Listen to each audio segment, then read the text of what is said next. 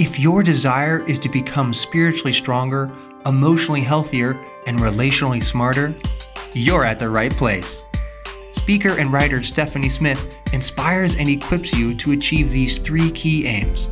If you're a parent, you also learn how to raise empowered kids, ready for adulthood. Let's get started. Welcome to the Life's Key 3 podcast. Whether you are a first-time listener or a long-time audience member, thank you for being here. If you haven't already, would you take about 30 seconds and leave a rating and review? Not only does that help me to know what is resonating with listeners, but more importantly, it also helps other people to find this podcast and to know it's worth their time. I am excited to talk with Ruthie Gray today. This is going to be the first part of our conversation. Ruthie is an author. She is also an entrepreneur, and she equips other women entrepreneurs in the empty nest season of their life. Now, if you are not yet in the empty nest season of life, or maybe you are and you're like, I'm not an entrepreneur. I don't have any interest in being an entrepreneur. Don't tune out, because what Ruthie is going to share with us today applies to all moms, whatever season and stage of life that you are currently in. Ruthie is the author of the book, Empty Nest Awakening, Weaving the Threads of Your Passion into Purpose. You can connect with Ruthie, and you can also order her book at AuthenticOnlineMarketing.com. And we will, of course, as always, have links to that website in the show notes. And while you are online learning more about Ruthie and ordering that book, hop on over also to my website, stephaniepresents.com. Sign up there for the weekly newsletter, High Impact, which is designed to help you grow your immeasurable, eternal, and irreplaceable impact. And also, I invite you to book me to speak. I speak for women's events and also for parents and youth. And so you can find out all about that on the website. All right, without any further ado, let's jump in and start with the first part of my conversation with Ruthie Gray.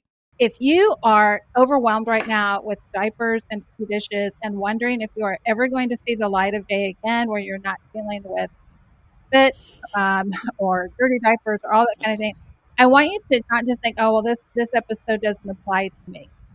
It does for 2 reasons. One is because the mindset that you have as you are raising your kids doesn't magically transform the minute that they finally leave the house.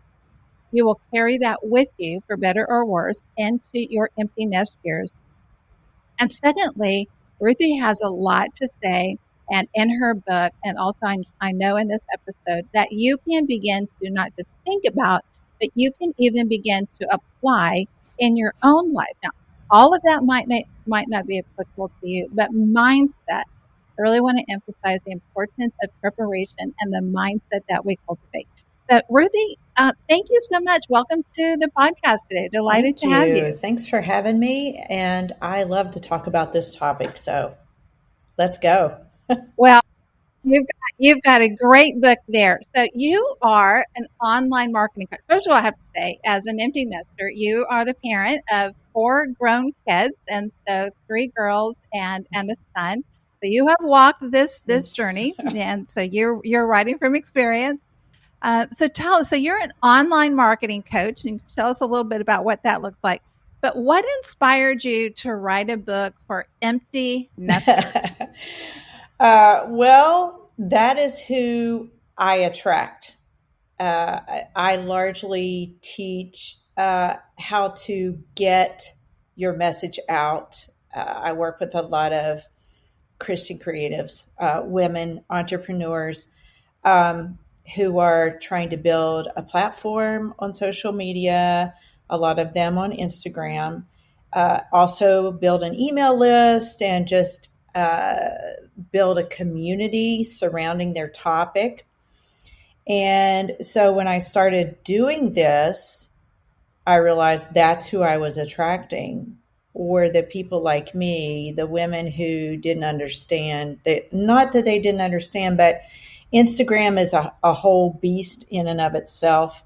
And you can't just hop on there if you are our age and just get everything, because we weren't raised in the technology age with an iPhone in our hands. Right. So that's who I was getting.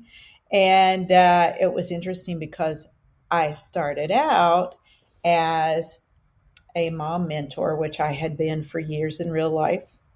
And that's what my blog was. And it's still there, ruthiegray.mom, mentoring moms to capture joy in parenting. And so I thought, well, as I make this pivot into online marketing, that's who I'll attract. And that wasn't the case. So as I was working with and coaching these women and mentoring them in my communities, I just realized that there were a lot of issues that we shared that were the same and in our stage of life. And that's what led me to write the book. Well, I love that you are addressing this. I read an article recently from I think it was in the Atlantic actually, who talked about being an older woman and feeling invisible in the world. And, once those parenting, years are kind of behind you as far as kids being at home. So this is a tremendous need. And being in that stage myself, I have seen a lot of people make that transition, and some very well. And for some, it has been incredibly hard. I just want to clarify that your book is not just for empty nest moms who are trying to start a business and, an online platform. There's value in this for everyone. So what do you think moms who are listening, who are still at home and right now might be thinking empty nest, that sounds divine, or others who are dreading it, and maybe very close to that and maybe very afraid of what's coming. What do you think younger moms misunderstand the most about empty nesting?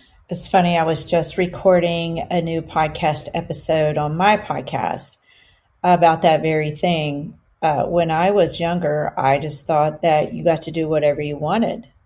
And I thought, well, that sounds pretty good. I couldn't see myself without my kids, though, because I really, really loved being a mom, especially the older they got and the more independent they were. Everybody could feed and wash themselves, and all of that. They became really fun. But I think younger moms, they're in a hard season, a whole different hard season. They are not negating that at all. I will never forget what it's like to be a young mom. I will never forget that. But I think the perception is that you have all kinds of time because you don't take care of little kids anymore. But that couldn't be further from the truth, because by the time your kids have left home, you are now a caregiver for your parents or your husband's parents, or you're close to it. You also have grandkids rising on the scene that you want to spend time with and pour into. And then there's also, you want to be close. You want to help continue to cultivate the relationship between yourself and your adult kids. And so you're actually busier, not busier, but it's a different busy. Because one is under your roof anymore. Everyone's out under other roofs. And so then you just run around a lot to everyone else's place. I can totally relate to that. So I have 5 grown sons, 4 are married, and several grandchildren. And they live in, one lives here in the area, but the others all live anywhere from 2 hours to 14-hour drive away. And so even if you're hopping on a plane or whatever and just making those rounds and trying to connect up with each one, just at any kind of time, it's can turn into a full-time job. One of the things also that can happen, and this is something that sometimes younger moms don't think about, and sometimes economic issues come in and people can think, oh, I'm going to get to this empty nest years. And the reality is, uh, for a number of different reasons, somebody then finds themselves in a position where they are needing to maybe go back into the workforce or to have a business. And it's not just because I want to do this, it's because I need to do this, for our families. And so that perception, I think, is very important, and it's important to prepare for. And it's also important to understand that when you're a younger mom looking at a mom who's not in the throes of kids still in the house, to not make that assumption, oh, she's got all this free time, and Yes. so, why isn't she helping me out Right, more or whatever? right. 'Cause There can be yeah. that mentality. I remember having the same thoughts about when I was a young parent. Why can't my mom, do this or that?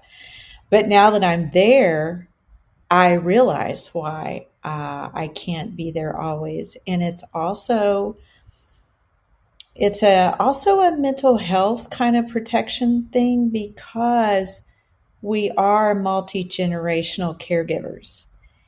And when you are caregiving, especially for elderly, uh, you need to be able to do it well. And sometimes you just have to create boundaries there. You can't always be available. And to cultivate some time for yourself to tap into your creative energies and just things that bring you joy. Yeah. Yeah, I appreciate, you saying that. So one of the things that you've done in your own empty nest years is coming to this place, and you write about this in your book about your interest in writing and how that was sparked within you, and then it's kind of put on the shelf, and then you pull it off and you do something with that. And so I'm delighted that you moved forward. You made a lot of choices. Books don't just pop into somebody's head one day. You made a lot of choices to do that work and to write this book, Empty Nest Awakening. So your book's tagline is weaving the threads of your passions into purpose. And so how did you discover what you wanted to do in this stage of life? And I'm going to make another question to go along with that. This has been my experience. I don't know if it's yours, but I think that there are structures that are built into life more or less when you're younger that are external, where it's not that your decisions are being made for you, but the structure of life is giving you a certain momentum. You have a child, there comes with that a natural progression of things that you need to do to show up, to raise that child. And what I have found is once your kids are grown and you step into this season of life, those outside structures are kind of gone.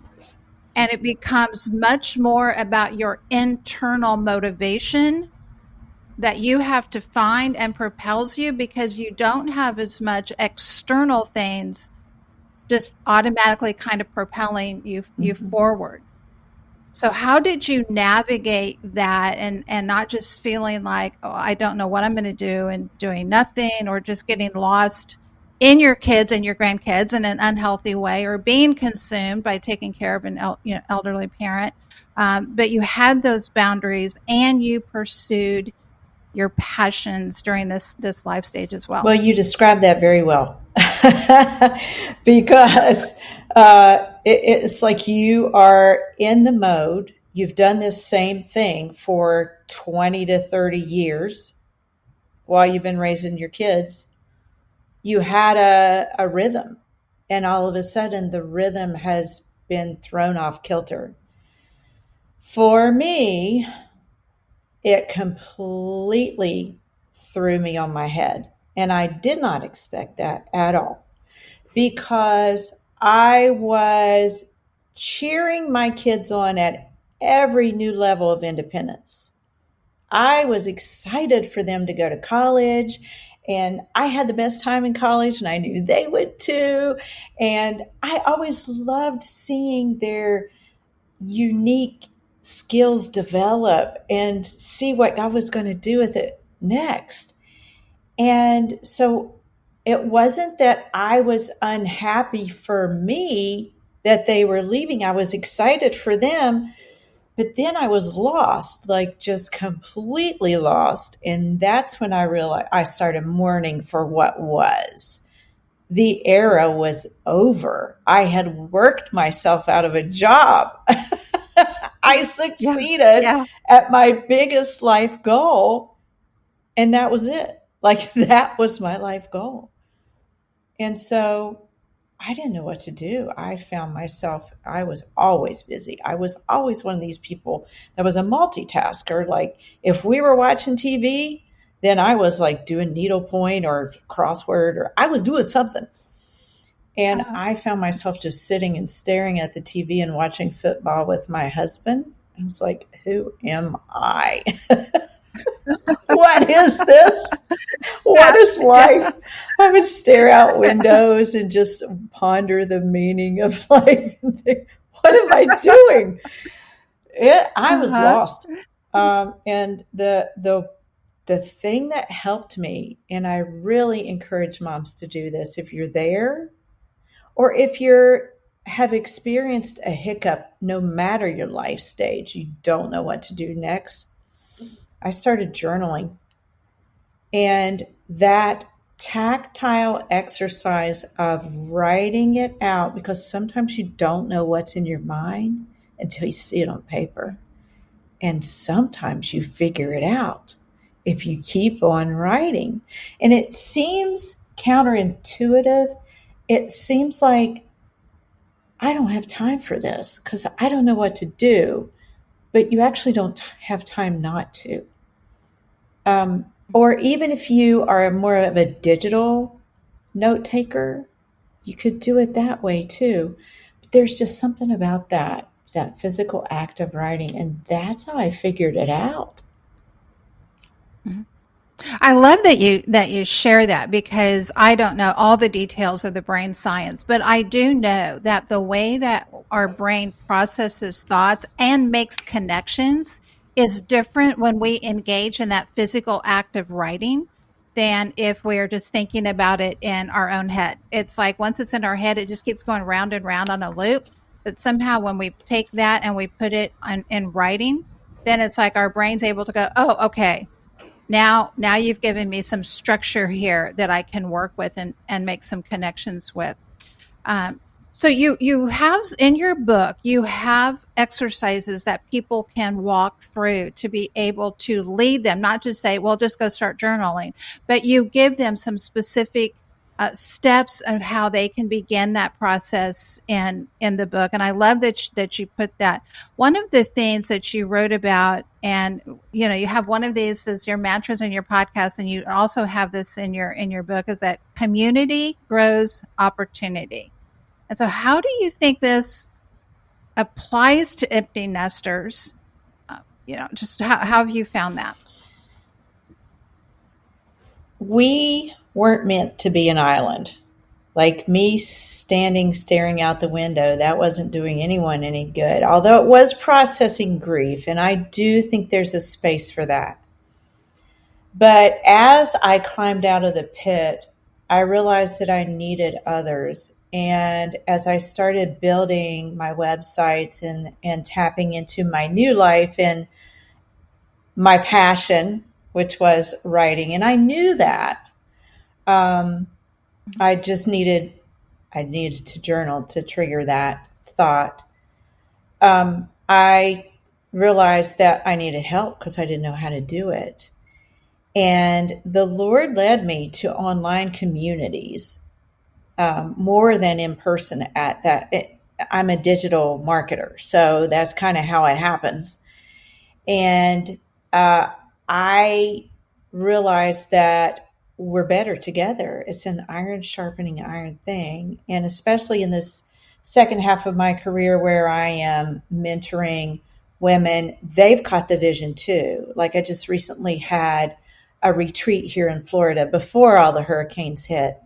We had 11 attendees, empty nest entrepreneurs who each needed our minds are filled with our families, but our passion as well. And we each, they came for coaching, but also for community. Like each person had a different take on the person in the hot seat's problem. And why don't you try this or this?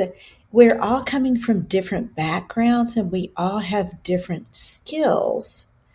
And so that's why the community aspect is so important.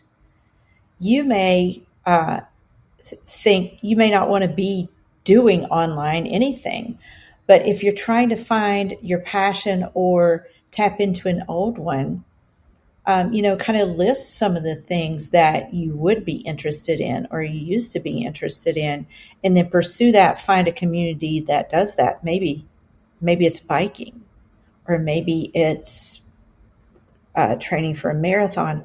Maybe it's knitting. Start a knitting club or a reading club. If you can tap into community, I mean, that's what Scripture's all about.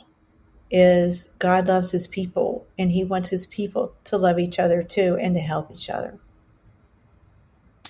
I love that you're talking about this, and also the point that you made is that this isn't just about how do we move from being full-time, moms at home with raising kids to business entrepreneurs. This is about what's our purpose going to be in this stage of life, because it's going to last, hopefully, for decades. It's not just a few years usually. And so whether that purpose is going to be volunteering or serving, or it is going to be entrepreneurship, you still need to have a clear purpose or purposes and the community that goes along with that. I had a friend who pointed this out several years ago, and this is one thing. So if you're a younger mom and you're still in the thick of it, listen to this, what my friend shared with me. As we're growing up, a lot of times our kids are involved in activities with other families. They're on sports teams. They might go to the same school. You might be part of a homeschooling co-op together, music recitals together, whatever it is. But usually you're connected to other moms, to other families through your kids. And relationships can certainly grow through that. But here's the thing. What can happen is you can mistake the depth of that relationship because you're spending a lot of time with a person. But what happens when these circumstances are no longer going to bring you together?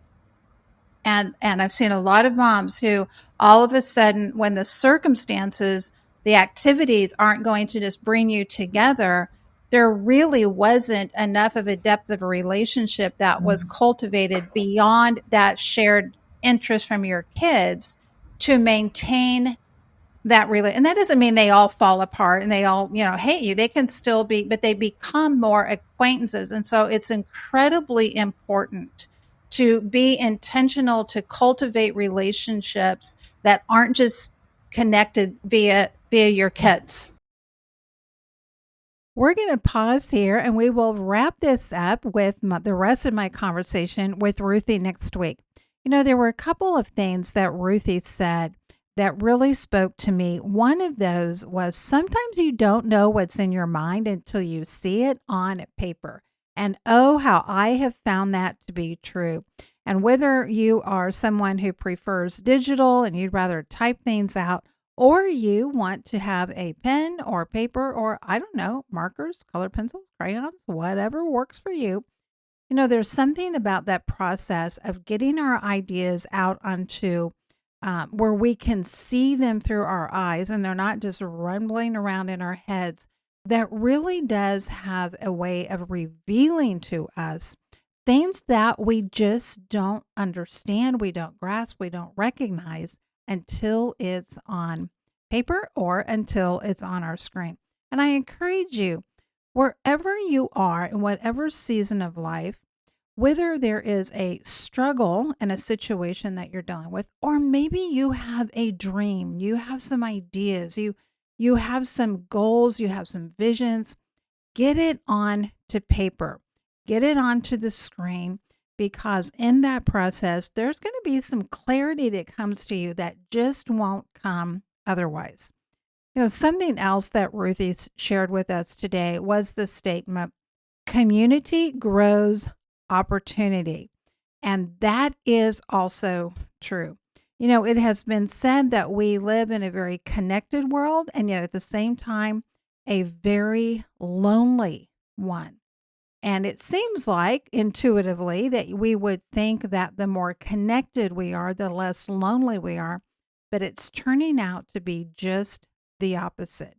Because just because we have some sort of connection with someone is not the same thing as having a relationship with a person. Proximity, whether it's digitally or whether it's even physically, does not automatically create intimacy.